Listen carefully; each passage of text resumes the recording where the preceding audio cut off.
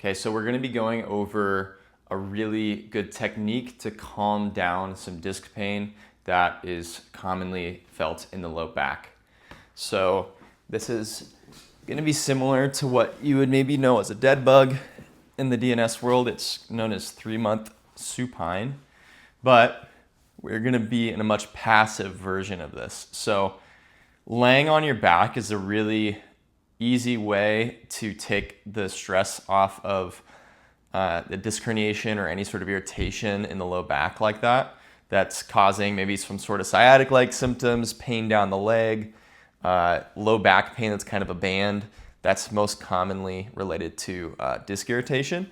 And so we want to not just be sitting up with our knees propped here and laying on our back, but we want to be in a position that is going to allow for this low back portion right here to kind of stay glued to the ground. So if I, let's say, have my butt up here or something where my chin's jutted out, my hips are going to tilt a little bit and I'm not going to have neutral pelvis, meaning I'm kind of arching my low back here, and that might just make it a little harder for your low back to calm down.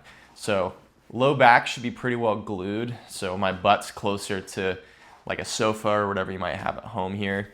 And then my chin is neutral as well. I'm not jutting it out here. And then from here, I have my fingers around kind of my waistband, and I'm just breathing in with my belly relaxed. When I inhale, it should kind of inflate into my fingers here, my pointer fingers, but then also into my low back. And just direct some breath there. What this is doing by having your belly relax is it's gonna allow your diaphragm and your belly to expand, which is naturally gonna decompress your back. So if your low back is really flared up, it'll be really good at relaxing some of those structures. Okay, so this is a nice reset strategy.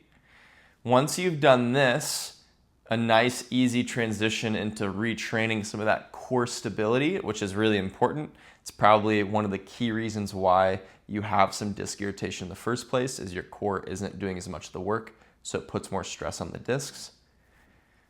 The active version is gonna be, now that we have that belly breathing mastered, when we inhale and inflate, now we're gonna press our belly out and our low back out into the table or whatever the ground is that is underneath you. And you're gonna keep that outward belly pressure, but you're not gonna be holding your breath. You're gonna be breathing while maintaining that outward belly pressure. And with that, then you're just gonna slightly lift the leg and back down. Keep that belly pressure without holding your breath. Lift the leg and back down. You want, by keeping your belly pressed out and into your low back, you should be able to keep your low back glued to the ground or the table here.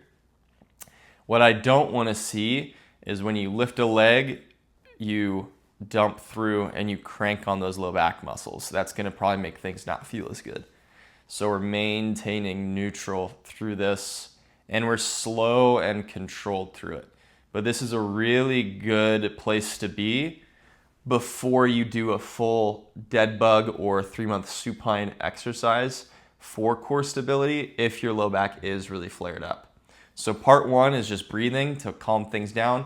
Part 2 is a nice intro to subtly train the core. And it's a great place to start.